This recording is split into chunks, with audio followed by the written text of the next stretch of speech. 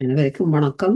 இன்று 18ஆம் தேதி தை மாதம் 2026ஆம் ஆண்டு. தினமும் உடல் சமாதானம், ஒற்றுமை, ஆரோக்கியம், மன அமைதி ஆகியவற்றை முன்னிலைப்படுத்தி ஒரு கூட்டு தியானம் செய்கிறோம். தினமும் UK நேரம் காலை 9 மணிக்கும் 10 மணிக்கும் இரவு 8 மணிக்கும் தியானம் செய்கிறோம்.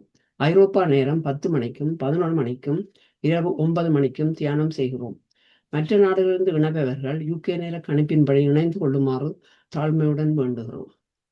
இத்தியான நிகழ்ச்சி PSSM தமிழ் ஐரோப்பா, PMC Tamil TV, Tamil TV Germany ஆகிய அமைப்பினரின் அனுசரணையுடன் நடைபெறுகிறது.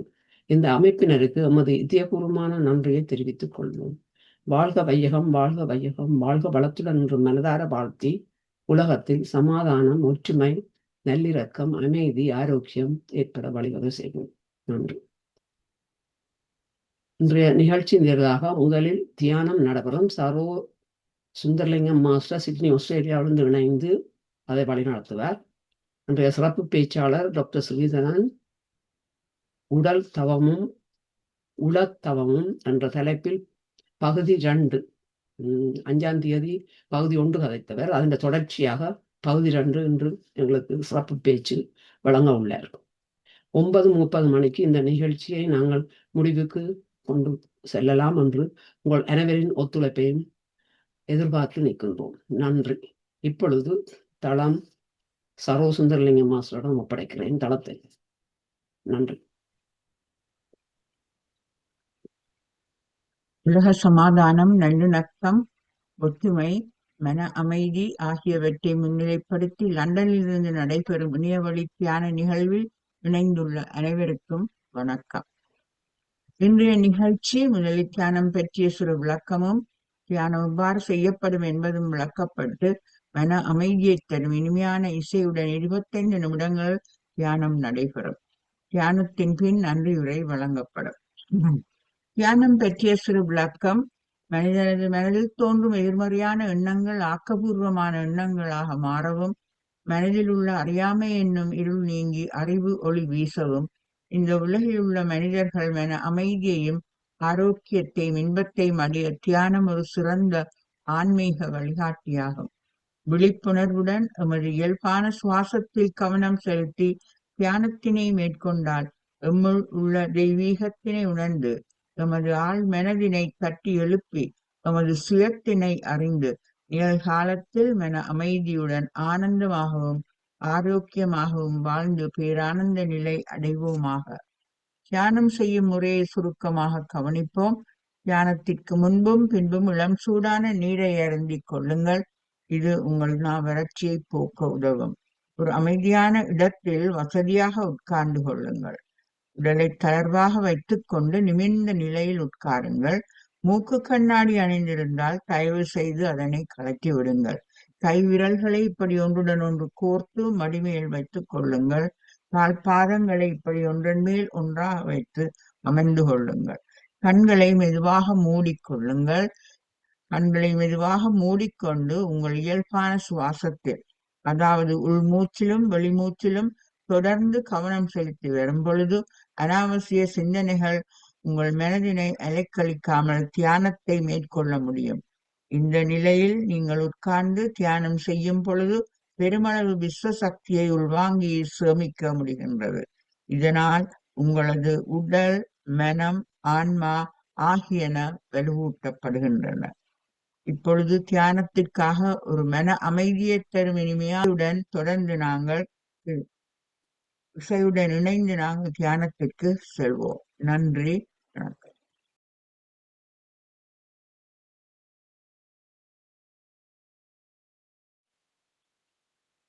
தியானிகளே, அனைவரும் இப்பொழுது உங்கள் இயல்பான நிலைக்கு மீண்டு வந்து உங்கள் கைகள் இரண்டையும் பிரித்து கைவிரல்களை கண்ணிமைகளின் மேல் மெதுவாக 5 வினாடிகள் வைத்துக் கொள்ளுங்கள்.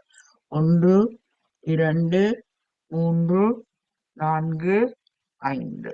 இப்பொழுது உங்கள் கைகளை கண்களிலிருந்து மெதுவாக எடுத்து கண்களை சந்தோஷமாக திறந்து பாருங்கள். இன்று நாங்கள் ஒரு அருமையான கூட்டு தியானம் செய்வதற்கு சந்தோஷமாக கரகோஷம் செய்து கொள்வோம்.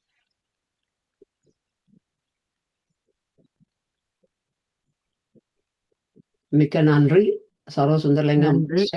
அருமையாக தியானத்தை வழிநடத்தியதற்காக அனைவர் சார்பிலும் நன்றி கூறுகிறோம். இப்பொழுது சிறப்பு பேச்சாளரை சிவா மோகன் மாஸ்டர் அறிமுகம் செய்து வைப்பார். நன்றி. நன்றி டாக்டர் சதாமனு அம்மா. அனைவருக்கும் வணக்கம். இப்பொழுது இந்த தளத்திலே சிறப்பு பேச்சாளராக வந்திருப்பவர் 2வது தடவையாக வருகின்ற டாக்டர் கந்தையா ஸ்ரீதரன் ஐயா அவர்கள் இலங்கை ஹெட்டன் நகரிலிருந்து லண்டனுக்கு விஜயம் செய்திருக்கின்றார்கள். இவர் ஒரு பேராதனை பல்கலைக்கழக மிருக வைத்தியமானி பட்டதாரி ஆவார். அதோடு இவர் பல பிரதேசங்களிலே கால்நடை வைத்தியராக பணியாற்றி இருக்கின்றார். யோகா தியான பயிற்சி வகுப்புகளை பாடசாலைகளிலும் ஏனைய ஸ்தாபனங்களிலும் இவர் ஒழுங்குபடுத்தி நடத்தி வருகின்றவர். அதுபோல அவர் இன்றும் எங்களுக்கு சென்ற பேச்சிலே உடல் தவமும் உளத்தவமும் என்ற தலைப்பிலே பகுதி 1 பேசியிருந்தார். பல பேரினுடைய வரவேற்புக்கு பின்னராக பகுதி 2 இன்று அவர் தர வந்திருக்கின்றார். அவருடைய நேரத்தை கருத்தில் கொண்டு நான் இந்த தளத்தை இப்பொழுது அவரிடம் ஒப்படைக்கின்றேன். வாருங்கள் ஐயா ஸ்ரீதரன் ஐயா, உங்கள் தளம் இப்பொழுது உங்கள் வசம். நன்றி. அன்மியூட் பண்ணிட்டு பேசுங்க. வாழ்க வையகம், வாழ்க வையகம், வாழ்க வளமுடன். சவுண்ட் கரெக்டா இருக்கா? ஓ எல்லாம் கரெக்டா இருக்கும். கரெக்டா ரைட். இந்த பேச்சுக்கு எனக்கு வாய்ப்பளித்தமைக்கு மிகவும் நன்றி. நாங்கள் இப்பொழுது உடல் தவமும் உளத்தவமும் பகுதி 2 என்பதை பற்றி நாங்கள் பார்க்க இருக்கின்றோம். ஏற்கனவே நான் சொல்லியபடி நான் போன தடவை எடுத்த இதிலும் நான் உடல் பயிற்சியை பற்றிய விளக்கங்களை நான் கொடுத்திருந்தேன்.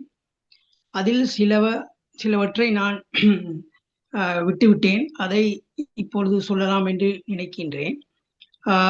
நாங்கள் அந்த வேதாத்திரி மகரிஷி அவர்களால் வடிவமைக்கப்பட்ட இந்த எளிய முறை உடற்பயிற்சியிலே நாங்கள் ஒவ்வொரு நிலையிலும் இந்த ஆசன பயிற்சிகளை நாங்கள் செய்கிறோம். அதாவது நின்று கொண்டு, உட்கார்ந்த நிலையில், அடுத்து படுத்துக்கொண்ட நிலையில். இப்ப நாங்கள் பொதுவாக ஒன்று உட்கார்ந்து இருக்கிறோம், நின்று கொண்டு இருக்கிறோம், படுத்திருக்கிறோம். அப்போ இந்த 3 முறையிலும் இந்த உடற்பயிற்சிகள் வடிவமைக்கப்பட்டிருக்கின்றன. எதற்கு என்றால், நான் ஏற்கனவே குறிப்பிட்டபடி எங்கள் உடல் சீராக அல்லது நலமாக இருக்க வேண்டும் என்றால் எமது உடலிலே உள்ள இரத்த ஓட்டம், வெப்ப ஓட்டம், காற்றோட்டம் என்பன சீரான முறையிலே இயங்க வேண்டும். அப்பொழுதுதான் எங்களது உடல் நலமாக இருக்கும். அப்படி நலமாக இருக்க வேண்டும் என்றால் எங்கள் உடல் பயிற்சிகளும் அதற்கேற்றபடி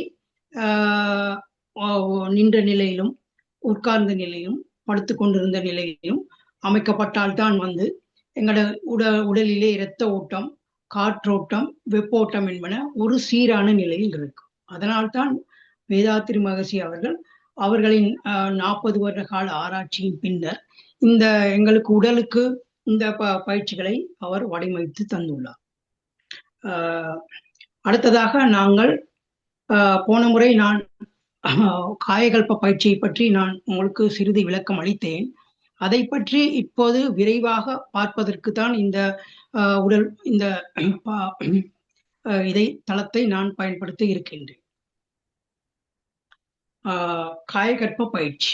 காயகல்ப பயிற்சி என்றால் என்ன, அதன் பயன்கள் என்ன என்பதை பற்றியே நான் இப்பொழுது உங்களுக்கு விளக்க இருக்கின்றேன். உங்களுக்கு தெரியும், மனிதனது உடல் எப்படி அமைக்கப்பட்டிருக்கிறது என்பது எல்லோருக்கும் தெரியும். அதாவது மனிதனின் உடலிலே எங்களது உடலிலே டிஷ்யூ இருக்கின்றன, அதாவது இழையங்கள் இருக்கின்றன, உறுப்புகள் இருக்கின்றன. உறுப்புகள் சில சேர்ந்து உடல் தொகுதிகள் உருவாகின்றன. அப்படியாகத்தான் மனிதனது உடல் கட்டியெழுப்பப்பட்டிருக்கின்றது.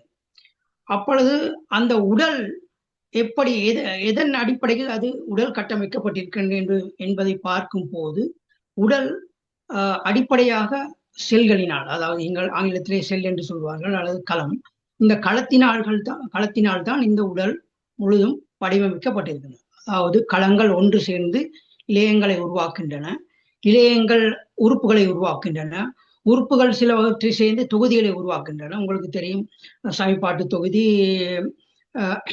சமிபாட்டு தொகுதி, சுவாச தொகுதி என்று பல, சிறுநீரக தொகுதி என்று எமது உடம்பிலே பல தொகுதிகள் இருக்கின்றன. இவை எல்லாவற்றையும் அடிப்படை களம். இந்த களம் எப்படி இணைக்கப்பட்டிருக்கின்றது? அதாவது களங்கள் ஒன்றிணைந்து தான் இந்த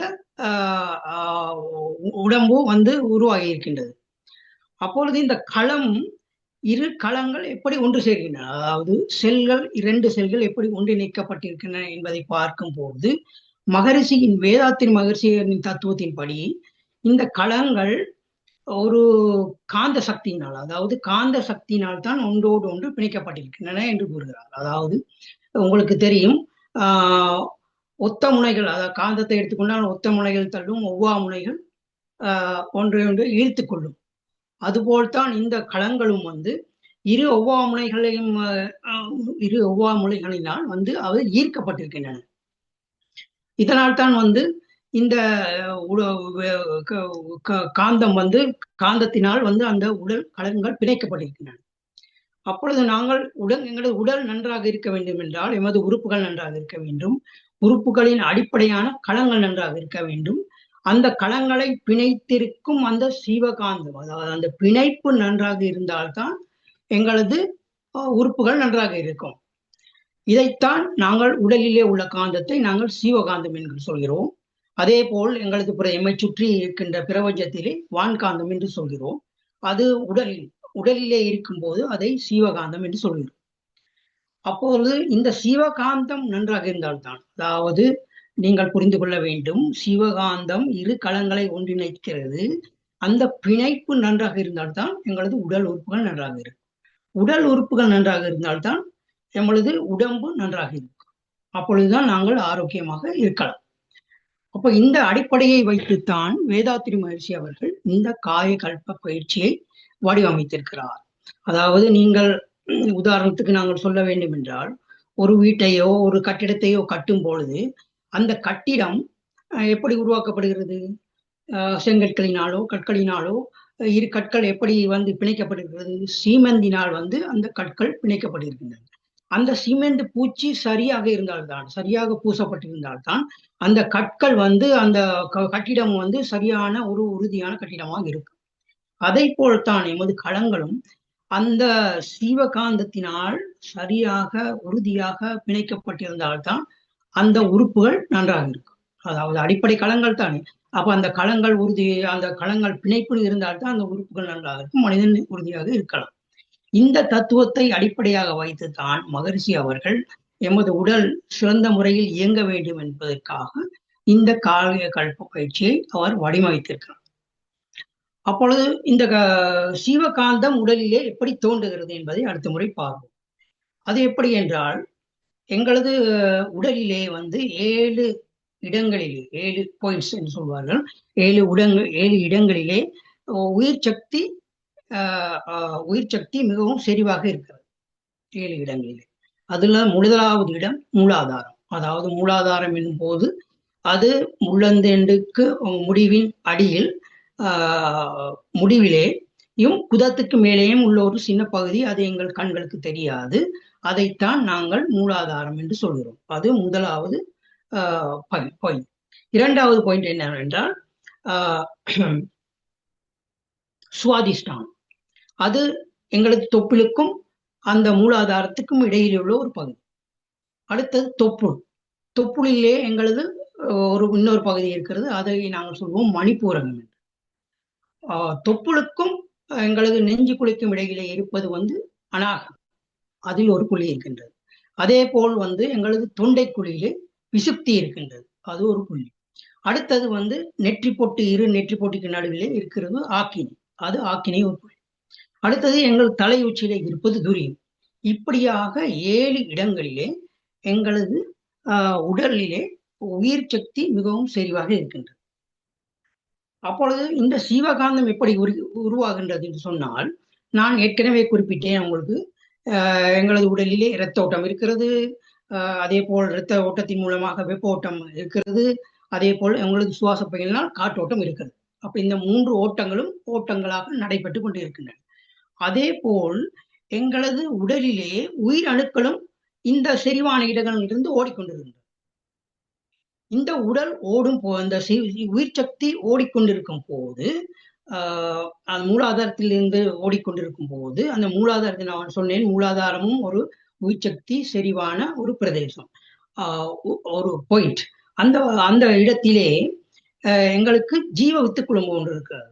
அதாவது ஜீவ வித்து குழம்பு என்றால் நாங்கள் எடுத்துக்கொள்ளலாம் மூலாதாரத்துக்கு இடையிலே தான் எங்களது ஆண் பெண் உறுப்பு பால் உறுப்புகள் எல்லாமே அந்த இடத்தில் தான் அமைந்திருக்கின்றன. அந்த இடத்துல ஜீவ வித்து குழம்பு இருக்கு. அந்த ஜீவ வித்து குழம்பிலே இந்த உயிர் சக்திகள் மிகவும் செறிவாக காணப்படுகின்றன. அப்ப இந்த உயிர் சக்தி ஒரு உயிர் ஓட்டத்தை இந்த களங்களுக்கிடையே ஏற்படுத்துகிறது. அதாவது இந்த களங்களுக்கூடாக இந்த உயிர் சக்தி ஓடிக்கொண்டு அதாவது இந்த ஜீவ வித்து குழம்பிலே தோய்ந்திருக்கும் உயிர் சக்தி இந்த களங்களுக்கூடாக ஓடி திரும்பவும் இந்த ஜீவ வித்து குழம்பை வந்து அடையும். அப்படி ஓடும்போது களங்களுக்கிடையே ஓடும் போது அது என்ன செய்கிறது என்றால் ஜீவகாந்தத்தை பிறப்பிக்கிறது. ஜீவகாந்தத்தை பிறப்பித்து அந்த களங்களுக்குரிய பிணைப்பை கொடுக்கின்றது. அதுதான் இதில் உள்ள அடிப்படை தத்துவம். அதாவது வந்து இந்த உயிர் சக்தி அந்த உயிரோட்டமாக எமது உடலிலே ஓடிக்கொண்டிருக்கும் பொழுது இந்த களங்களுக்கிடையேயான பிணைப்பை வலுப்படுத்துகிறது என்றுதான் சொல்ல வேண்டும். அதாவது இந்த பிணைப்பு வலுவாக இருப்பதற்கு இந்த ஜீவகாந்தம் அவசியம். அந்த ஜீவகாந்தத்தை இந்த உயிரோட்டத்தின் மூலமாக உயிர் சக்தி நமக்கு கொடுக்கிறது. அப்ப இதுதான் இதில் உள்ள அடிப்படை தத்துவம். இதன் மூலமாக அந்த களங்கள் பிணைப்பு மிகவும் வலுவாக பிணைக்கப்படுவதனால் அந்த களங்களால் பிணைக்கப்பட்ட அந்த உறுப்பு நன்றாக இருக்கின்றது. அந்த உறுப்புகள் நன்றாக தொழிற்பட்டால் எமது உடம்பு நன்றாக தொழிற்படுகின்றது.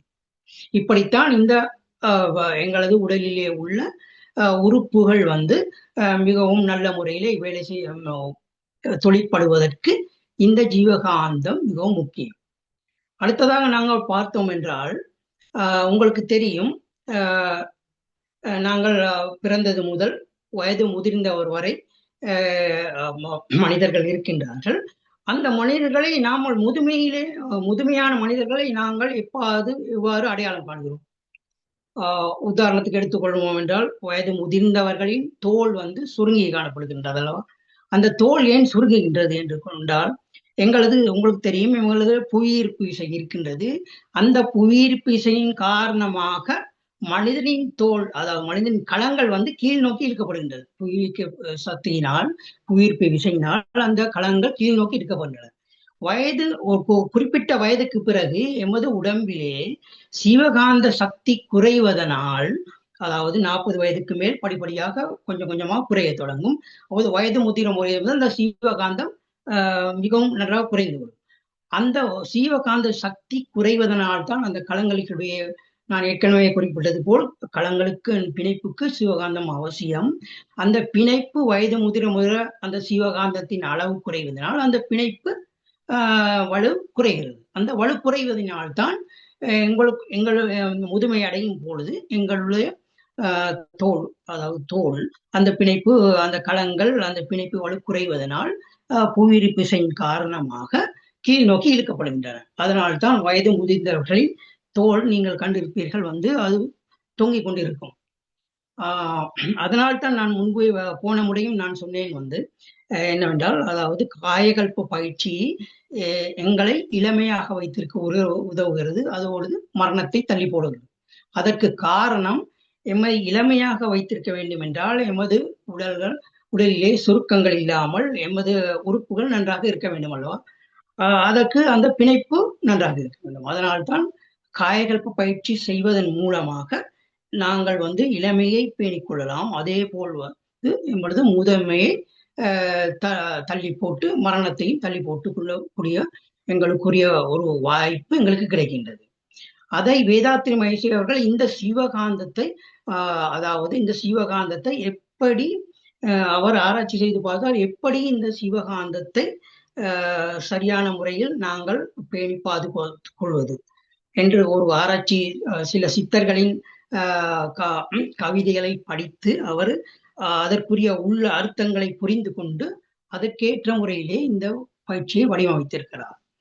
அதாவது இந்த பயிற்சிகளின் மூலமாக வந்து அந்த உயிரோட்டம் ஓடும் பொழுது அதாவது உயிர் சக்தியை அவர் உயிரோட்டத்தை நன்றாக பேணினார். அதாவது உயிர் சக்தி உயிரோட்டத்தை சீராக பேணினார். இந்த இந்த காயகல்ப பயிற்சியின் மூலம் இந்த சிவகாந்தம் உடலில் உள்ள உறுப்புகளை நன்றாக தொழிற்பட செய்யலாம் என்பதை அறிந்து கொண்டு அதுக்கேற்ற முறையில் இந்த சிவகாந்த பயிற்சியை அவர் வடிவமைத்திருக்கிறார். அதாவது வந்து அந்த சீவ வித்து குழம்பிலே அந்த ஏற்கனவே குறிப்பிட்டபடி அந்த மூலாதாரத்திலே உள்ள அந்த சீவ வித்து குழம்பிலே உயிர் சக்தி மிக செறிவாக இருக்கிறது. அது அந்த சீவகாந்தத்தை ஒவ்வொரு களங்களுக்கும் கொடுத்து விட்டு கடைசியில் வந்து அதன் சக்தி குறைந்து திரும்பவும் அந்த ஜீவ வித்து குழம்புக்கு வருகிறது. அப்போ அவர் பார்த்தார் இந்த சீவ வித்து குழம்பிலே உள்ள உயிர் சக்தி அணுக்களை எப்படி நாம் சார்ஜ் செய்வது, அதாவது வந்து அதை எப்படி நாங்கள் வலுவேற்றுவது, அதற்குரிய ஒரு பயிற்சி தான் இந்த காயகல்ப பயிற்சி. அதாவது நீங்கள் ஒரு ஒரு பேட்டரியை சார்ஜ் செய்தால்தான் வந்து நாங்கள் ஒரு டோர்ச் லைட்டையோ எதையோ பார்க்க முடியும். அந்த பேட்டரியை சார்ஜ் பண்ண வேண்டும். அந்த டோர்ச் லைட்டை நாங்கள் தொடர்ச்சியாக பாவித்துக் கொண்டிருந்தால் வந்து அதன் பேட்டரி பவர், அதாவது அந்த பவர் வந்து குறைந்து கொண்டு வரும். அதே போல்தான் இந்த சீவ வித்து குழம்பில் உள்ள உயிர் சக்திகளும் ஒவ்வொரு களங்களுக்கும் அது சீவகாந்தத்தை கொடுத்து விட்டு திரும்பவும் சீவ வித்து குழம்புக்கு வரும்போது அதனது வலுவை இழந்து சக்தியை இழந்து திரும்பவும் இதற்கு வருகிறது. அந்த சீவ வித்து குழம்பை நாங்கள் ஒரு பயிற்சியின் மூலமாக அதை நாங்கள் வந்து மிகவும் சார்ஜ் செய்து கொள்ளலாம் அதாவது வந்து அது வலுவேற்றி கொள்ள முடியுமாக இருந்தால் இந்த ஜீவகாந்த சக்தி எங்களது களங்களுக்கு தொடர்ந்து கிடைக்கும் என்பதை புரிந்து கொண்டு அந்த ஜீவ வித்து குழம்பில் உள்ள உயிர் சக்தியை எப்படி நாங்கள் அதை வலுவேற்றிக் கொள்ளலாம் என்பதைக்காகத்தான் இந்த பயிற்சியை வடிவமைத்துக் கொள்கின்றோம். இந்த பயிற்சியின் போது நாங்கள் வந்து அந்த ஜீவ வித்து குழம்பை இந்த பயிற்சியின் மூலமாக அந்த ஜீவ வித்து குழம்பு ஒரு தயிரை கடையும் பொழுது எப்படி நெய் வருகிறதோ அதுபோல் இந்த ஜீவ வித்து குழம்பில் உள்ள உயிர் சக்தியை நாங்கள் செறிவாக வைத்துக் கொள்வதற்கு அவர் ஒரு பயிற்சியை வடிவமைத்துக் கொண்டிருக்கிறார். அந்த பயிற்சியை செய்யும் பொழுது எங்களுக்கு என்ன நடக்கிறது என்றால் ஜீவ வித்து குழம்பில் உள்ள உயிர் சக்திகள் மிகவும் வலுவேற்றப்படுகின்றன, அதாவது சார்ஜ் செய்யப்படுகின்றன. அந்த பயிற்சியை எந்த நாளும் ஒவ்வொரு நாளும் நாங்கள் காலையிலும் மாலையிலும் செய்யும் பொழுது அந்த பயிற்சியின் மூலமாக அந்த ஜீவ வித்து குழம்பில் உள்ள உயிர் சக்தி மிகவும் வலுவேற்றப்பட்டு இந்த களங்களுக்கு உரிய ஜீவகாந்த சக்தியை கொடுத்து விட்டு வருவதால் அந்த பிணைப்புகள் வந்து நாங்கள் பிணைப்பை நாங்கள் உறுதியாக பேணிக்கொள்வதால் எங்களது உடம்பும் உறுப்புகளும் மிகவும் சீரான ஒரு தொழிற்பாட்டை கொடுக்கக்கூடியதாக இருக்கும். இதுதான் இந்த பயிற்சியின் அடிப்படை. அடுத்ததாக எங்களது உடலுக்கு அதாவது களங்களின் பிணைப்புக்கு ஜீவகாந்தம் எவ்வளவு அவசியமாக தேவையோ அதே போல்தான் இந்த ஜீவகாந்தம் தான் எங்களது மனமாகவும் தொழிற்படுது. அதாவது மனமாகவும் தொழிற்படுவது இந்த ஜீவகாந்தம். அதாவது உடல் இயக்கத்திற்கும் ஜீவகாந்தம் தேவைப்படுகிறது, மனதிற்கும் மனமாகவும் அது தொழிற்படுவதால் மன இயக்கத்திற்கும் அது தேவைப்படுகிறது. அதனால்தான் ஜீவகாந்தம் ஒரு முக்கியமான எங்கள் உடம்புக்கு தேவையான ஒரு முக்கியமாக ஒரு களங்கள் தொழிற்படுவதற்கும் எங்கள் உறுப்புகள் தொழிற்படுவதற்கும் ஒரு முக்கியமான ஒரு கருவியாக ஜீவகாந்தம் இருக்கிறது. அப்ப இந்த ஜீவகாந்தத்தை நாங்கள் தொடர்ச்சியாக அளவான முறையிலே, அதாவது வந்து சீரான முறையிலே இதன் பேணி பாதுகாத்தோம் என்றால் எங்களது மன இயக்கத்தை மட்டுமல்ல உடல் இயக்கத்தையும் நாங்கள் சீராக வைத்துக் கொள்ளலாம். ஏற்கனவே நான் குறிப்பிட்டபடி இந்த ஜீவகாந்தம் வந்து நாங்கள் உங்களுக்கு தெரியும் எங்களுக்கு ஐம்புலன்கள் இருக்கின்றன. அந்த நான் ஏற்கனவே கூறினேன் மனமாகவும் இந்த ஜீவகாந்தம்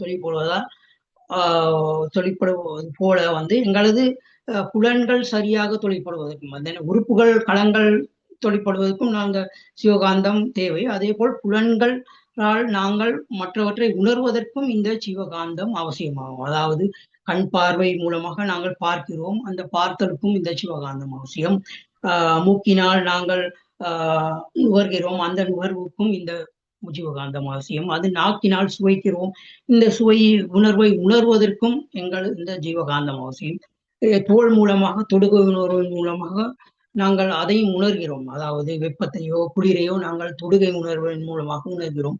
இதற்கும் ஜீவகாந்தம் அவசியம். அதாவது இந்த ஜீவகாந்தம் எங்களது உடலிலே நாளாந்தம் செலவாகிக் அதாவது எங்கள் களங்களின் பிணைப்புக்கு எங்களது உடல் தொழிற்படுகிறது, அதன் மூலமாக செலவாகிக் கொண்டிருக்கிறது. அதே போலது எங்களது மன இயக்கம் நடந்து கொண்டே தான் இருக்கிறது. அந்த மன இயக்கம் நடத்துவதற்கும் இந்த சிவகாந்தம் அவசியம். அதன் மூலமாகவும் செலவு. அதே போல் எங்கள் ஐம்புலன்களின் மூலமாக, அதாவது பார்த்தல் மூலம், கேட்டல் மூலம், ருசித்தல் மூலம், இதன் மூலமாகவும் செலவாகின்றது. அப்ப இந்த செலவாகின்ற ஜீவகாந்தத்தை நாங்கள் ஈடுகட்ட வேண்டும். அப்படி ஈடுகட்டி கொண்டிருந்தால்தான் அந்த ஆற்றலை திரும்பவும் பெருக்கி கொண்டால்தான் நாங்கள் எங்களது உடலை மிகவும் ஆரோக்கியமாக பேண முடியும். அதனால் இந்த ஜீவகாந்த இந்த காயகல்ப பயிற்சி காலையிலும் மாலையிலும் நாங்கள் செய்கிறோம். அதாவது வயதுக்கு வந்த பிள்ளைகள் பிறகுதான் செய்ய வேண்டும். ஏன்னா ஜீவ வித்து குழம்பு உருவாவது நாங்கள் பருவம் அடைந்த பிறகுதான் அந்த ஜீவ வித்து குழம்பு சரியான ஒரு நிலைக்கு வருகிறது. அதனால் இந்த பயிற்சி 14 வயசு, அதாவது பெண்கள் அநேகமாக 14 வயதுக்கு மேல் பூப்படைகிறார்கள், பொதுவான ஒரு சராசரி வயது. அப்போ அந்த வயதுக்கு பிறகு உள்ள பெண் பிள்ளைகளுக்கும் அதுக்கு மேல் உள்ள ஆண்களுக்கும் தான் இந்த பயிற்சியை நாங்கள் பொதுவாக கொடுக்கிறோம். ஏனென்றால் அந்த பருவத்தில் தான் அவர்களின் ஜீவ வித்து குழம்பு சரியான ஒரு நிலைக்கு வருகின்றது. அதனால் அந்த நேரத்தில் இந்த பயிற்சியை கொடுக்கிறோம். அப்ப இந்த பயிற்சியின் மூலமாக அந்த ஜீவ வித்து குழம்பு ஜீவகாந்தத்தின் முக்கியத்துவத்தை உணர்ந்தவர்கள் அந்த ஜீவகாந்தம் சிவவித்து குழம்பினால் சிவகுத்திரமில் தோய்ந்து அது எங்களுக்கு உடலுக்குரிய ஜீவகாந்தத்தை கொடுத்து வருவதால் இது எங்களுக்கு மிகவும் அதாவது வீணான முறையிலே எங்களது சிவவித்து குழம்பை நாங்கள் வீணாக்காமல் அதை பேணி பாதுகாத்து குறிய வழிவகைகளை நாங்கள் கிரமமாக மேற்கொண்டு வந்தால் நாங்கள் மிகவும் ஆரோக்கியமாகவும் எங்கள் இளமையோடும் முதுமையை தள்ளி போட்டும் நாங்கள் வாழ முடியும். அதனால் தான் பல சித்தர்கள், அதாவது உங்களுக்கு தெரியும், முற்காலத்திலே நிறைய சித்தர்கள் மிகவும் நூற்றாண்டு வாழ்ந்தவர்கள், 200 ஆண்டு வாழ்ந்தவர்கள் இருக்கிறார்கள். உங்களுக்கு தெரியும், போகர் சித்தர் என்பவர் 200-300 ஆண்டுகள் வாழ்ந்ததாகவும் கூறுகிறார்கள். அப்பொழுது இந்த சித்தர்கள் எல்லாம் எப்படி அவர்கள் இப்போ தவம் அல்லது தியானம் செய்து கொண்டிருக்கும் போது அவர்கள் சமைத்து சாப்பிடவோ அல்லது அதற்கு சாப்பிடுவதற்கோ அவர்களுக்கு நேரம் இருக்காது. அப்படி என்றால் அவர்கள் உடல் இயங்குவதற்கு ஜீவகாந்தம் தேவை. அதாவது ஜீவ வித்து குழம்பு எங்களது உணவின் மூலமாகவும் எங்களுக்கு இந்த உணவின் மூலமாகவும் இந்த ஜீவ வித்து குழம்பு உருவாகிறது. ஆனாலும் அவர்கள் சித்தர்கள் உணவு உண்பது எங்களுக்கு நாங்கள் கேள்விப்பட்டதிலே அவர்கள் தியானம் இருக்கும்போது நாள் கணக்கில் இருப்பார்கள், சிலவர் மாத கணக்கிலும் இருப்பார்கள். அந்த நேரத்தில் அவர்கள் எப்படி உணவு உண்ணாமல் அவர்களது உடலை பேணிக் கொண்டார்கள் என்று பார்த்தோமானால் இந்த சிவகாந்தத்தை அவர்கள் இந்த சில பயிற்சிகளின் மூலமாக அவர்கள் பெருக்கிக் கொண்டதால் தான் அவர்களது சக்தி, அதாவது எனர்ஜி அவர்களுக்கு குறையாமல் அவ்வளவு வருட காலமாக அவர்கள் ஆரோக்கியமாக வாழக்கூடியதாக இருந்தது. அதனால் இந்த சிவகாந்த, அதாவது இந்த காயகல்ப பயிற்சி மிக முக்கியமான பயிற்சி என்று மகரிஷி அவர்கள் கண்டறிந்து அதை எல்லோரும் அதை கற்று பயனடைய வேண்டும் என்பதற்காக இந்த பயிற்சியை மிகவும் எளிய முறையில் வடிவமைத்து மக்களுக்கு கொடுத்திருக்கின்றார். அப்ப இந்த பயிற்சி நாங்கள் செய்வதென்றால் காலையில் ஒரு 3 நிமிடம் எங்களுக்கு அந்த பயிற்சி செய்வதற்கு போதும். ஈவினிங், அதாவது மாலையிலும் அதற்கு 3 நிமிடங்கள் அது போதுமான பயிற்சி. ஆனால் அந்த பயிற்சியை நாங்கள் கிரமமாக செய்து வந்தால் அந்த உடல், அதாவது சிவவித்து குழம்பு நன்கு கடையப்பட்டு அதில் உள்ள உயிர் சக்தி வலுவேற்றி வைக்கப்படும். அதாவது சார்ஜ் பண்ணி வைக்கப்படும். ஒரு மின்கலத்தை நாங்கள் எப்படி சார்ஜ் பண்ணி அதை நாங்கள் பாவிக்கிறோமோ அதுபோல் இந்த ஜீவவித்து குழம்பையும் நாங்கள் அதில் உள்ள உயிர் சக்தியை சார்ஜ் பண்ணி அல்லது வலுவேற்றி நாங்கள் வந்து எங்களது உடலிலே களங்களின் பிணைப்புக்கு நாங்கள் ஏற்கனவே பார்த்தபடி அந்த உடம்பில் உள்ள ஜீவகாந்தம் களங்களுக்கிடையே உள்ள பிணைப்பை வலுப்படுத்துகிறது. அதே போல் அந்த களங்கள் நன்றாக ஒன்றிணைக்கப்பட்டால் உறுப்புகள் நன்றாக இருக்கின்றது.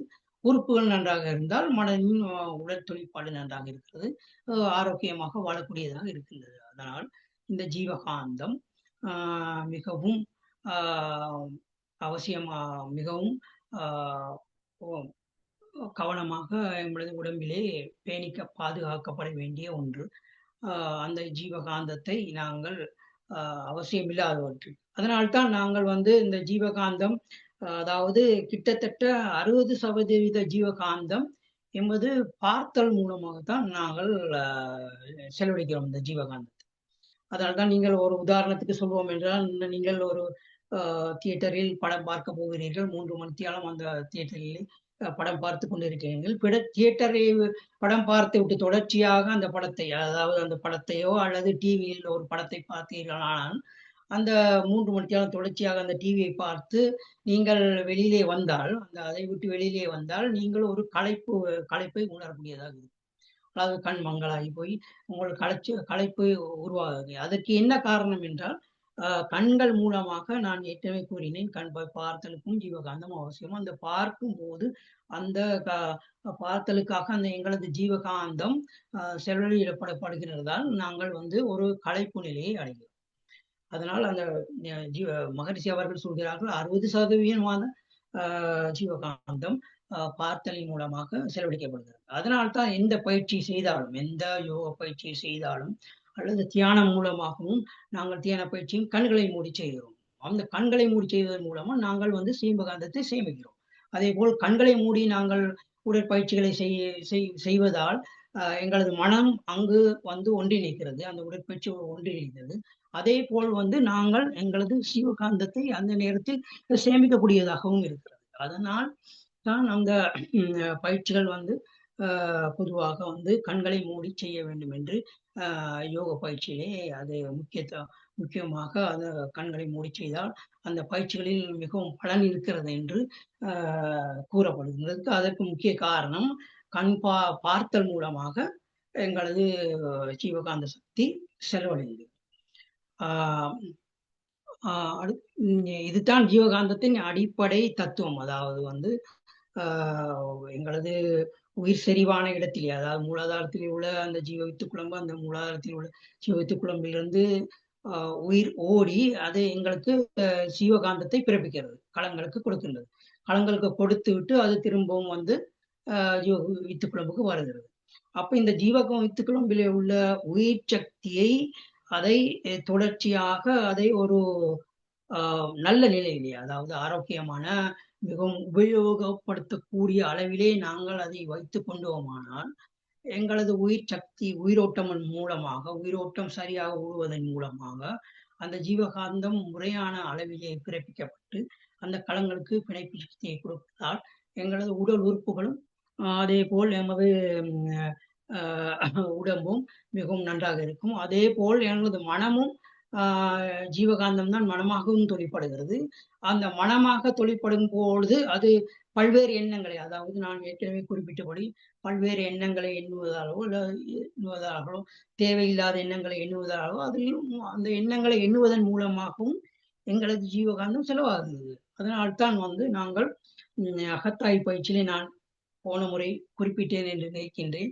அகத்தாய் பயிற்சியிலே முதலாவது பயிற்சியாக எண்ணம் ஆராய்தல் என்ற பயிற்சியை தான் மகரிஷி அவர்கள் வைத்திருக்கிறார்கள். ஏனென்றால் எண்ணங்களின் தொகுப்பு தான் மனம். அப்ப அந்த எண்ணங்கள், சரியான எண்ணங்கள், ஒரு தேவையான எண்ணங்களை மட்டும் எங்களது மனதில் வைத்திருந்தால்தான் நாங்கள் வந்து ஒரு ஒழுக்கமுள்ள மனிதனாக இந்த உலகிலே வாழ முடியும். அதனால்தான் தேவையற்ற எண்ணங்களை எப்படி நாங்கள் நீக்கிக் கொள்வது அல்லது அது வராமல் எப்படி தடுத்துக் கொள்வது என்பதை பற்றி தான் நாங்கள் அந்த அகத்தாய்வு பயிற்சியிலே நாங்கள் எண்ணம் ஆராய்தல் என்ற பயிற்சி முறையை மகரிஷி அவர்கள் வடிவமைத்து அதை ஒழுங்குபடுத்தி, அந்த எண்ணங்களை எப்படி ஒழுங்குபடுத்தி தேவையில்லாத எண்ணங்களை எப்படி எங்களது மனதிலே போக்கிக் கொள்வது என்பதை பற்றி தான் நாங்கள் இந்த எண்ணம் ஆராய்தல் பயிற்சியை நாங்கள் மாணவர்களுக்கு சொல்லிக் கொடுக்கிறோம். இப்பொழுது இந்த பயிற்சியிலே நான் கடைசியாக அந்த ஒரு ஒரு சித்தர் கூறிய கவியை உங்களுக்கு கூறி இந்த பேச்சை முடித்துக் கொள்ளலாம் என்று நினைக்கின்றேன். அந்த சிவவாக்கியர் என்னும் கேள்விப்பட்டிருப்பீர்கள். சிவவாக்கியர் என்னும் ஒரு சித்தர் இந்த காயகல்ப பயிற்சியை மறைமுகமாக அவர் அந்த இது அவரது கவியின் மூலமாக அவர் சொல்லியிருக்கின்றார். அந்த கவியில் உள்ள பொருளை மகரிஷி அவர்கள் அதை ஆராய்ச்சி மூலமாக அதை தெரிந்து கொண்டு அதற்குரிய இதை எப்படி இந்த சிவகாந்தத்தை பெருக்குவது என்பதை அவர் கண்டறிந்து இந்த பயிற்சியை வேதாத்திரி மகரிஷி அவர்கள் வடிவமைத்திருக்கிறார். அந்த ஸ்லைடை கொஞ்சம் போடு. ஒரு ஸ்லைடு உண்டு.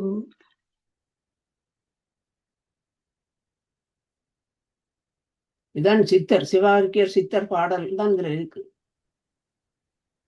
அப்படியே போகுதான். ரைட். அதாவது உருத்தரித்த நாடியில் ஒடுங்குகின்ற வாவை கபாலமற்ற வள்ளீரே விருத்தரும் பாடராவார். அதாவது கபாலம், அதாவது இந்த பயிற்சியில் தலை உச்சிக்கு நாங்கள் அந்த உயிர் சக்தியை எடுத்து அந்த சக்தியை ஒரு பயிற்சியின் மூலமாக நாங்கள் ஒரு ஓஜஸ் பயிற்சின்னு சொல்லுவோம், அந்த பயிற்சியின் மூலமாக வெளியிடுவோம். அந்த மூச்சு பயிற்சியின் மூலமாக தான் இந்த அதைத்தான் இங்கு குறிப்பிட்டிருக்கார் சிவவாக்கியர். அதாவது உருத்தர்த்த நாடியில் ஒடுங்குகின்ற வாழ்வை கபாலமேற்றல். கபாலம் என்றால் உங்களுக்கு தெரியும், தலை. கபாலமேற்ற வள்ளீரர் விருத்தரும் பாலராவார். அதாவது விருத்தர் முதியோரும் பாலராவார். பாலர் என்றால் என்ன? பாலகன் ஆவார். அதாவது இளமையாக இருப்பார் என்றுதான் இங்கு குறிப்பிடப்படுகின்றது. அந்த இதைத்தான் இந்த சிவவாக்கியர், இந்த சிவவாக்கியர் ஒன்று உங்களுக்கு தெரியும், அவர் மிக பெரிய ஒரு சித்தர். அந்த சித்தர் அந்த பாடலை அதை பற்றி தான் இந்த பாடலிலே அவர் குறிப்பிட்டிருக்கின்றார். அப்ப இந்த பாடலின் மூலமாக உங்களுக்கு விளங்கிக் கொள்ளக்கூடியதாக இருக்கும். அதாவது இந்த பயிற்சி எவ்வளவு முக்கியத்துவம் வாய்ந்தது, எங்களது களங்களை பிணைப்புக்கு இந்த சிவகாந்தம் எவ்வளவு உறுதுணையாக இருக்கிறது, இந்த பயிற்சி எவ்வளவு முக்கியமானது என்று இந்த வாக்கியம், இந்த சித்தரின் கவி உங்களுக்கு சொல்லிக் கொடுக்கக்கூடியதாக இருக்கின்றது. நான் இவ்வளவுதான் என்னால் இப்பயிற்சி இதை பற்றிய மேலதிக விளக்கங்கள் இருந்தால் இப்போ டிஸ்கஷனுக்கு ஓப்பன் ஆக்குகிறேன். ஒரு டிஸ்கஷனில் உங்களுக்கு சந்தேகங்கள் இருந்தால் இதை கேட்டுக்கொள்ளலாம். மிக்க நன்றி. மிக்க நன்றி. அருமையான பேச்சு. இப்பொழுது நாங்கள் நன்றி 30 வினாடிகள் கைப்பற்றி. நன்றி. அதன் பின் கேள்வி பதிலுக்கான நேரம்.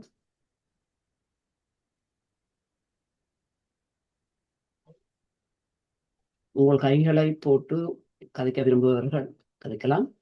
சிவாமோகன் மாஸ்டர், கதைங்க. நன்றி டாக்டர் சதாமனம்மா. அனைவருக்கும் வணக்கம்.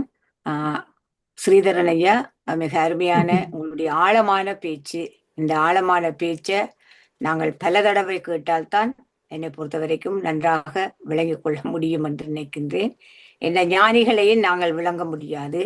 ஞானிகள் கூறிய அந்த சித்தாந்த தத்துவத்தையும் தெரியாமல் தான் அவர்கள் அந்த அர்த்தங்கள் அதாவது இந்த பயிற்சி பிழையான முறையில் செல்லக்கூடாது, அல்லது இதை அதாவது கெட்ட எண்ணம் உள்ளவர்கள் இந்த பயிற்சி மூலமாக வேறு விதமாக இதன் பயன் எடுத்து விடுவார்கள் என்று பயந்துதான் அவர்கள் சித்தர்கள் அதை மிகவும் பூடகமான முறையில் அல்லது எல்லோருக்கும் விளங்காத முறையில் அதை எழுதி வைத்திருக்கிறார்கள்.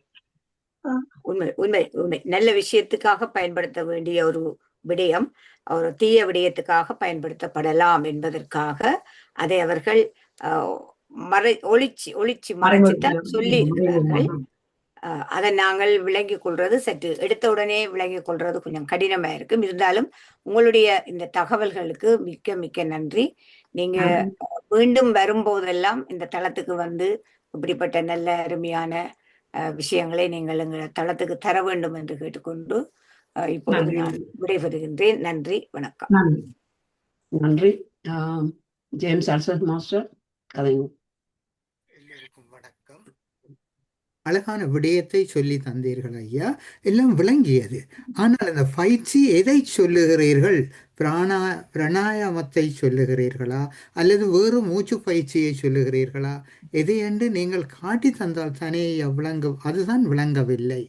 நன்றி ஐயா. அதாவது இந்த பயிற்சியை நான் இது அடிப்படை இந்த பயிற்சி எதற்காக தேவை ஒன்று. அடுத்தது இந்த பயிற்சியின் அடிப்படை தத்துவம், இவற்றை பற்றி மட்டும்தான் நான் சொன்னேன். பயிற்சியை நான் ஜூமில் அது காட்டித்தர முடியாது.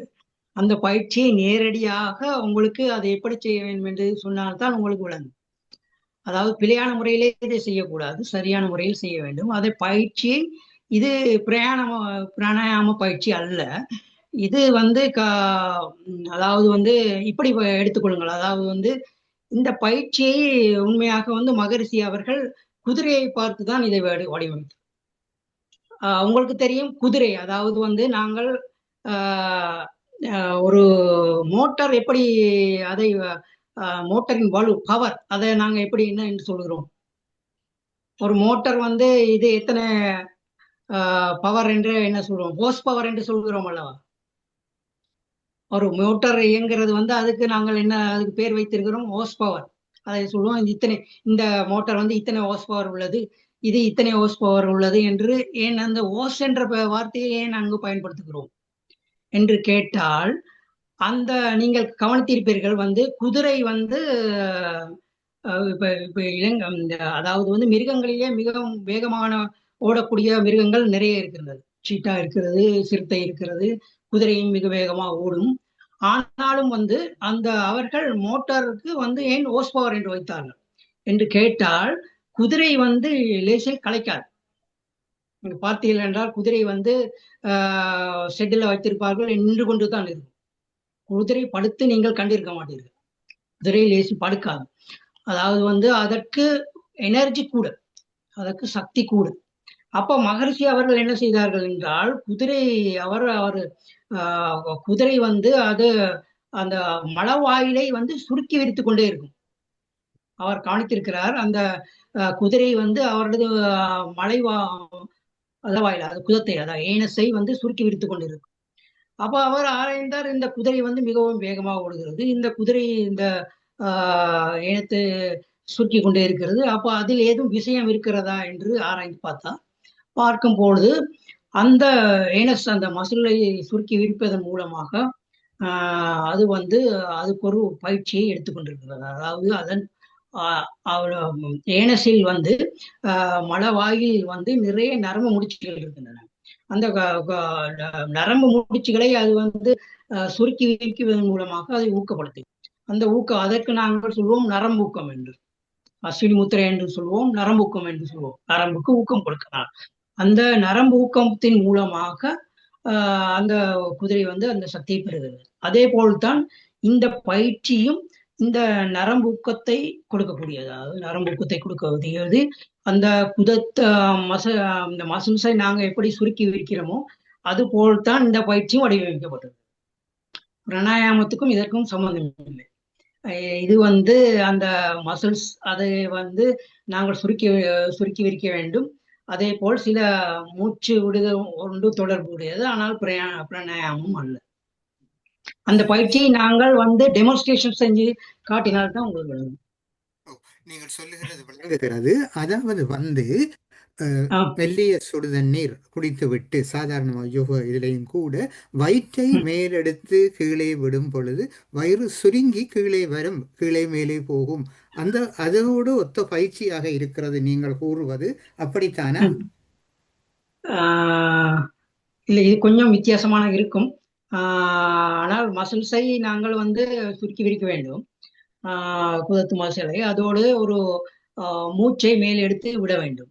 அது அந்த பயிற்சியை செய்யும் பொழுது இப்ப நான் ஏற்கனவே கூறினேன், சில பாயிண்ட்ஸ்ல, அதாவது மூலாதாரம் அந்த மாதிரி பாயிண்ட்ஸ்ல 7 இடங்களிலே உயிர் சக்தி செறிவாக இருக்கிறது. அப்ப அந்த மூலாதாரத்திலே அந்த ஜீவவித்து குழம்பு இருக்கிறது அல்லவா, நாங்கள் அந்த பயிற்சியை செய்யும் பொழுது அந்த ஜீவவித்து குழம்பு கடையப்படுகிறது. அதாவது நீங்கள் தயிரை கலந்தால் எப்படி வெண்ணெய் மேலே வருகிறதோ அதே போல் இந்த ஜீவவித்து குழம்பிலே உள்ள அந்த உயிர் சக்தி இந்த பயிற்சியின் மூலமாக நன்றாக கடையப்படுகிறது. அந்த கடையப்படுத்தும் பொழுது சக்தி அந்த உயிர் சக்தி செறிவாக்கப்பட்டு மேலே வருகின்றது. மேலே வந்து அதை நாங்கள் மூச்சின் மூலமாக மேலே எடுத்து அதனை நாங்கள் வெளிப்படுவதன் மூலமாக இந்த ஜீவகாந்த சக்தி எங்களது உடல் களங்களுக்கு பிறப்பிக்கப்படுகிறது. இதுதான் அதில் உள்ள அடிப்படை தத்துவம். நன்றி. வேறு யாராவது அது செய்து காட்டினா உங்களுக்கு விளங்கும். டாக்டர் ஜெகநாதன் மாஸ்டர், நீங்க அதை அன்மியூட் பண்ணிட்டு. நன்றி. இந்த கல்ப பயிற்சி என்று நீங்கள் சொன்னதை நான் முதல் தடவை கேட்டேன். ஆனால் நான் யோகா பயின்ற இடத்துல அவர் வந்து குண்டலேனி என்று சொல்லி சொன்னார். நான் அதை வந்து ரிசர்ச் பண்ணி ஊர்ல பார்க்கல, குண்டல் இனிமை, குண்டல் என்றா கூதாம் என்று சொல்லி இனிமை என்று சொல்லி ஒரு அதுவும் இது யூடியூப்ல இன்னொன்னெல்லாம் போடினோம். நீங்கள் இப்ப இவருக்கு ஜேம்ஸ் ஐயாவுக்கு விளங்கப்படுத்த சொன்னது ஆங்கிலத்தில் சொல்லுவார்கள் பெல்விக் ஃப்ளோர் எக்ஸசைஸ் என்று. அது ஒரு நகைச்சுவை சொன்னார், பாட்டம் கிளென்சிங். கிளென்சிங்னா பல்ல அப்படி கடிக்கிற மாதிரி, பாட்டத்தை கடிக்கிற மாதிரி சேம் தான். Pelvic floor exercise same. ஆனால் நான் இந்த என்னுடைய யோகா டீச்சர் குண்டலினி காட்டுறேன்னு நான் குண்டலினிக்கு இன்னும் போகவே இல்லை. என்னுடைய இன்னொரு நண்பர் இதோட நான் போயிருக்கல. அவர் அதை சும்மா அவங்களோட மூச்சு இதோட தான் சம்பந்தப்படுத்தினார் ஒழிய. அப்ப குண்டலினி என்று சொல்லி பயிற்சிகளை தான் கொடுக்கிறார்கள்.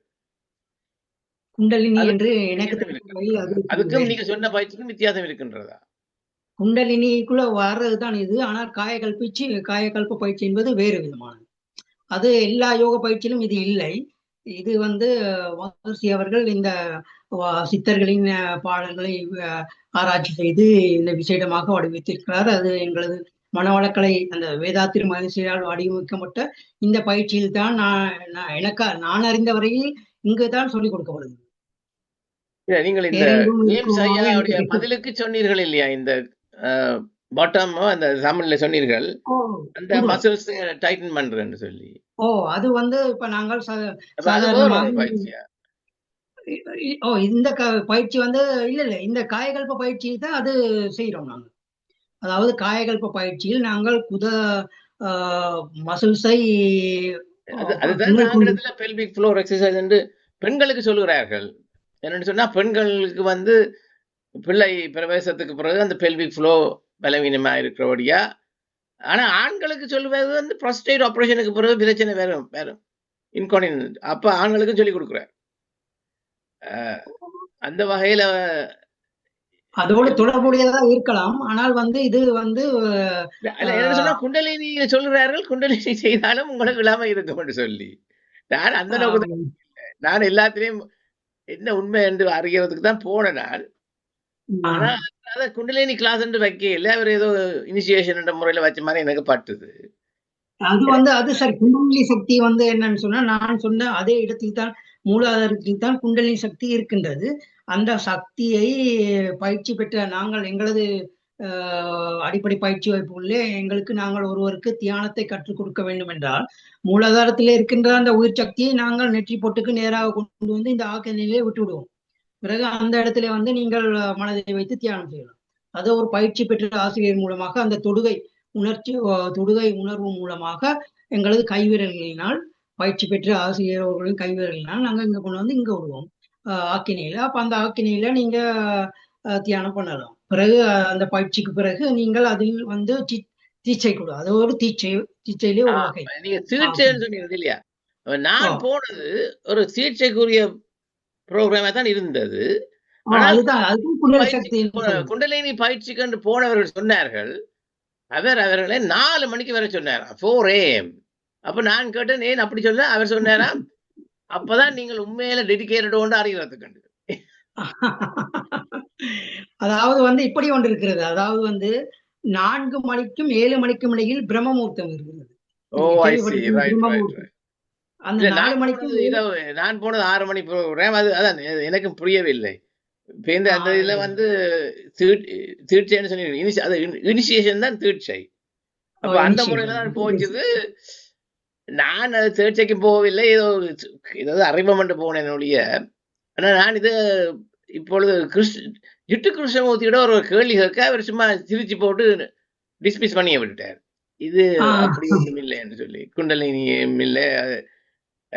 இது point here is, if you believe it you probably will get some benefit out of it. பிலீஃப்ல தான் இந்த கணக்கு விஷயம் இருக்குன்றது.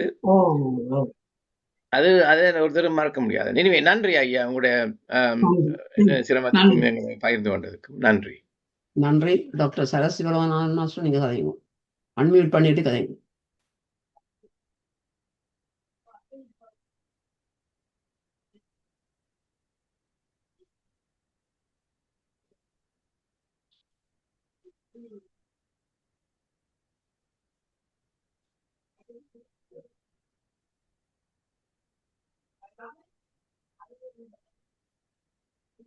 இப்ப ட்ரை சரியா. எல்லோருக்கும் வணக்கம். எனக்கு உங்களுடைய விளக்கங்கள் நன்றாக இருந்தது. நீங்க சொல்ற மாதிரி நேரம் பார்த்தா தான் அந்த எக்ஸசைஸ் சரியாக செய்யலாம். ஆனா அதுல பெல்விக் ஃப்ளோரும் சேர்ந்து இருக்கிறது, அதுதான் நான் நினைக்கிறேன். மன்னிக்கவும் doctor Jagannathan, pelvic floor exercise எங்கள் எல்லோருக்கும் தேவை, பெண்களுக்கும் தேவை, ஆண்களுக்கும் தேவை. ஏனெனில் NHSஏ இப்போ ரெக்கமெண்ட் பண்ணியிருக்குது, ஒரு நாளைக்கு 3 முறை நாங்கள் அதை 9 times செய்ய சொல்லி. அப்படி என்றால் பிற்காலத்தில் இன்கான்டினன்ஸ் குறையும் உண்டு. எங்களோட எக்ஸசைஸ் கிளாஸில் ஃபிசியோதெரபிஸ்ட் ஒருவர் வந்து எங்களுக்கு ஒரு கிழமையில 2-3 நாளைக்கு தாருவர். அவர் அடிக்கடி எங்களுக்கு அதை சொல்லிக் கொள்வார், எங்களுக்கு அது ஹோம் ஒர்க்குன்னு சொல்லுவார். ஒவ்வொரு நாளும் நீங்கள் வீட்டில் எல்லோரும் செய்ய வேணும். இது NHSஏ அட்வைஸ் பண்ணியிருக்கண்டு. நீங்கள் சொல்கிறது விளங்குது. ஆனால் நீங்கள் சொல்கிறபடி அந்த எல்லாத்தையும் சேர்த்து அதை சரியாக செய்தால் தான் அது நீங்கள் சொல்கிற எக்ஸசைஸ் வருமானு நினைக்கிறேன். ஆனால் பெல்விக் ஃப்ளோரும் ஈக்குவலி இம்பார்ட்டன்ட்னு சொல்கிறேன். தேங்க்யூ. நன்றி. நன்றி. சுகேந்திரன் மாஸ்டர், இங்க சாட் புக் வாசிச்சு சொல்லிடுமா? அன்மியூட் பண்ணுங்க.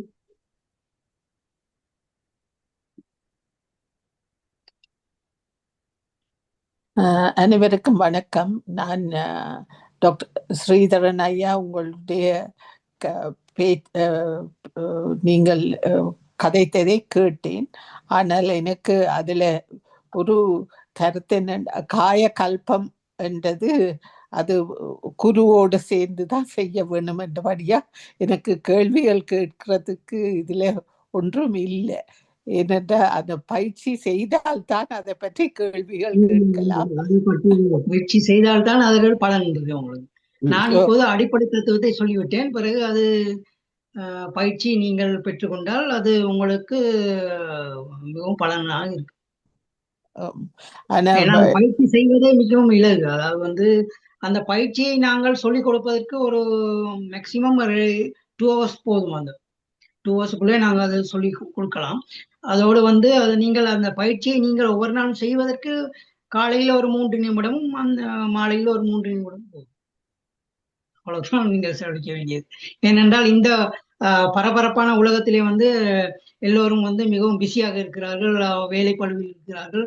அதனால் அவர்களுக்கு கூடுதலாக உடற்பயிற்சியிலோ மற்ற பயிற்சிகளிலோ ஈடுபட முடியாமல் இருக்கிறது என்று சொல்கிறார்கள். அது அவர்களுக்கு இந்த பயிற்சி மிகவும் லேசாக இருக்கும். அடுத்தது அவர்கள் உடல் ஆரோக்கியத்தை பெறுவதற்கு மிகவும் உதவியாகவும் இருக்கும். ஏனென்றால் மிகவும் குறைந்த நேரத்திலே இதை அவர்கள் செய்து கொள்ளக்கூடியதாக இருக்கும். நன்றி ஐயா. நான் இந்த தளத்தை பற்றி ஒரு கூற விரும்புகிறேன். இத்தியான தளம் தினமும் 3 முறை நடைபெறுகிறது. UK நேரம் காலை 9 மணிக்கும் காலை 10 மணிக்கும் பின் இரவு 8 மணிக்கும் நடைபெறும். முதல் அரை மணி நேரம் தியானம், பின் அரை மணி நேரம் பேச்சு அல்லது யோகா பயிற்சி, பாடல்கள் போன்றவை நடைபெற்று பின் நடந்த நிகழ்வை பற்றி கேள்வி பதில் இடம்பெறும். மற்ற நாடுகளில் உள்ளவர்கள் UK நேரப்படி இணையுமாறு வேண்டுகின்றோம். மற்றது இந்த நாளைய நிகழ்ச்சி நிரலையும் சொல்லுகிறேன்.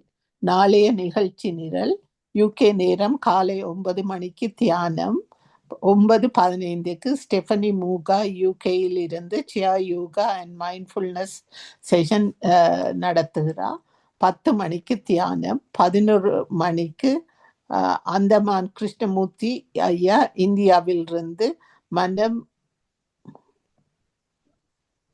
மனம் கவர் மாலைத்தீவை பற்றி பேச வருகிறார். இரவு 8 மணிக்கு தியானம், 8:30 மணிக்கு கனடாவில் இருந்து டாக்டர் போல் ஜோசப் வந்து குடலும் உடலும் என்ற தலைப்பில் பேச வருகிறார். மற்ற நாடுகளில் உள்ளவர்கள் யூகே நேரப்படி இணைந்து சிறப்பிக்குமாறு வேண்டுகின்றோம். மற்றது சாட் பாக்ஸையும் வாட்சி விடுறேன். ஆனால் ப்ரெசன்டேஷன் நடக்க அந்த ப்ரெசன்டேஷன் மூவ் பண்ணி இல்லை, ஒரே இடத்துலயே நின்றது. அதைத்தான் டாக்டர் ஸ்ரீதரன் போட்டு please move power point presentation slide Panchakshara master போட்டிருந்தவர். மற்றது ஞான யோகராஜா போட்டிருக்கிறார். Thank you for your valuable speech. Your computer page remained on same page. Please can you send the notes to Sri Skandaraja Master என்று போட்டிருக்கிறார். இத்துடன் chat box முடிவடைகிறது. மிக்க நன்றி அருமை. ஆனால் அது மூவ் பண்ண இல்லைன்றபடியும் தெரியவில்லை எனக்கு. எனக்கு நான் பார்த்து கொண்டிருக்கோம், ஒரு சில ஐட்டம் மூவ் பண்ணினது, ஆனால் அது என்ன நடந்தாலும் தெரியல. அப்படி என்ன நாங்கள் ரெக்கார்டிங்குக்கு அதை அனுப்பி விடலாம், போடத்தக்கது எடிட் பண்ணக்கு அனுப்பி விடலாம் செய்ய சொல்லி. சரி, இப்ப வேறு யாராவது கதைக்க வைக்கணும்னா கதை.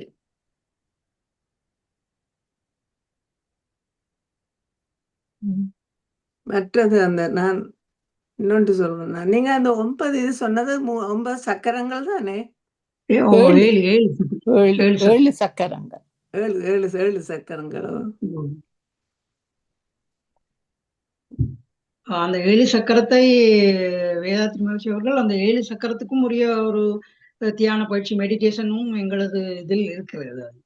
அதை நாங்கள் சொல்வோம் 9 மையத்தவம். அதாவது 7 புள்ளிகள் எங்களோட உடலிலே இருக்கிறது.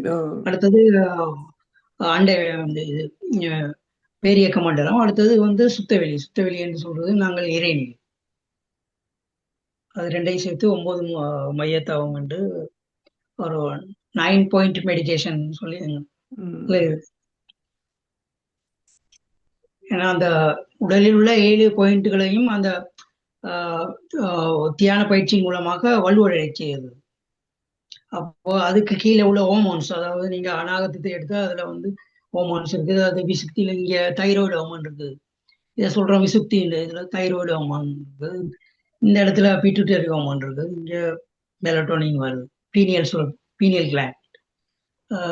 கீழே மூலாதாரத்திலே எங்களோட செக்ஸுவல் ஹோமோன்ஸ் இருக்குது. அப்ப எல்லாத்துக்கும் அந்த நாங்கள் அந்த பாயிண்ட்ல மெடிடேஷன் செய்யக்குள்ள அது ஆக்டிவேட் ஆகும். அது ஒரு வகையான மெடிடேஷன் மெத்தட். நன்றி. திருப்பி கதைக்கிறோம்னா கதை அன்மியூட் பண்ணிட்டு.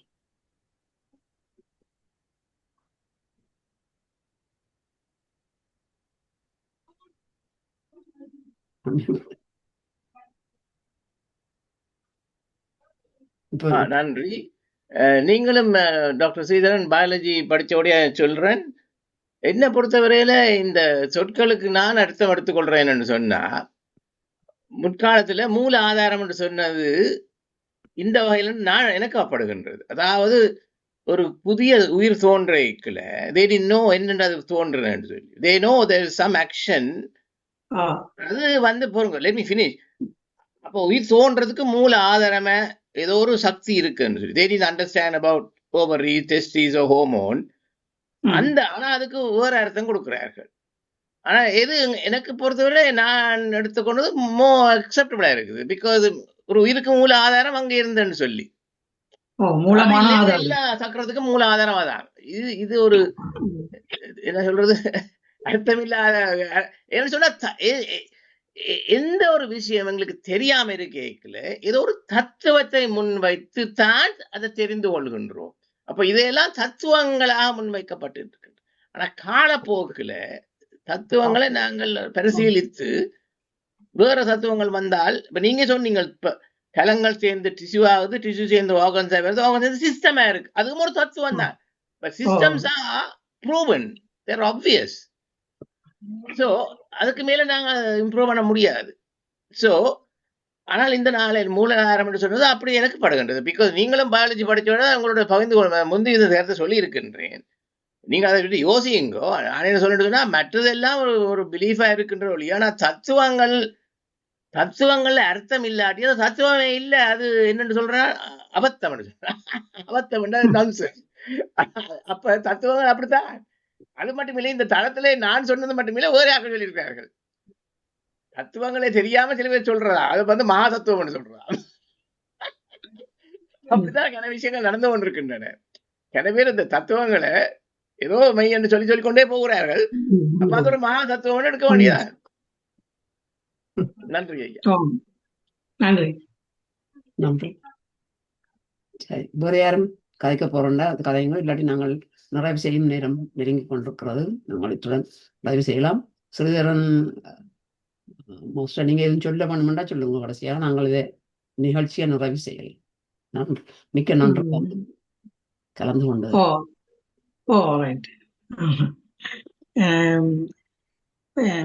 என்னோட நோக்கம் இருந்தது, எங்களுக்கு எல்லாரும் அந்த பயிற்சியை கொடுக்க வேணும்னா நான் ஒவ்வொருத்தரும் ஒவ்வொரு இடத்தில் இருக்கிறபடியால் அது எனக்கு ஒவ்வொரு பண்ண முடியாமல் இருக்கிறது. நீங்கள் இலங்கைக்கு வந்தால் அதை நான் இருக்கிற இடத்திலே எங்களுக்கு நாங்கள் ஒரு மாதமும் ஒரு பயிற்சி மாணவர்களுக்கும் சரி அங்குள்ள மக்களுக்கும் சரி அதை சொல்லிக் கொடுக்கிறோம். நீங்கள் வெக்கேஷனுக்கு அப்படி வரக்குள்ள வந்து எனக்கு முன்கூட்டியே அறிவித்து வந்தால் நான் அவங்களுக்கு அங்கு தங்குமிட வசதிகளும் மற்றது பயிற்சி அந்த பயிற்சியை சொல்லிக் கொடுக்கக்கூடிய வசதிகளையும் என்னால் செய்து கொடுக்க முடியும். நான் இருக்கிறது வந்து நுவரெலியா மாவட்டத்தின் ஒரு மைய பகுதி ஆட்டன் என்ற பகுதியில். அப்ப எங்களுக்கு அங்க இருந்து கண்டிக்கு போறதுக்கு ஒரு 1.5 hours ஆகும். நுவரெலியாவுக்கு ஒரு 1 hour டிஸ்டன்ஸ் தான், டிரைவிங் டிஸ்டன்ஸ். அப்படி நிறைய சுற்றுலாக்கு ஒரு மையப்புள்ளியாக எங்களது இடம் இருக்கிறது. இந்த பயிற்சி செய்வதற்கு நான் ஒரு 3 மணிக்கால் தான் எடுத்துக்கொள்வேன். மற்ற டைம்ல நீங்கள் வந்து அவங்களோட சுத்தி பார்த்துட்டு வந்து அதே போல் இந்த பயிற்சியையும் நீங்கள் வந்து இதை கற்றுக்கொண்டு செல்லலாம். அப்போ உங்களுக்கு 2 பெனிஃபிட் வருது. ஒன்று ஆன்மீகத்துல அந்த இதுவும் வரும், அதே போல் வந்து உங்களோட சுற்றுலா இதுவும் நிறைவேறும். அது முன்கூட்டியே அறிவித்திருந்தால் நாங்கள் வந்து அதுக்குரிய பயிற்சியை நாங்கள் செய்யும் போது மற்றவர்களோடு உங்களை ஜாயின் பண்ணி செய்ய வைக்கலாம். இந்த பயிற்சிக்கு ஒரு நாள் தான் போதும், ஒரு 3 hours 2 hours தான் மேக்சிமம் இந்த காயகல்ப பயிற்சிக்கு.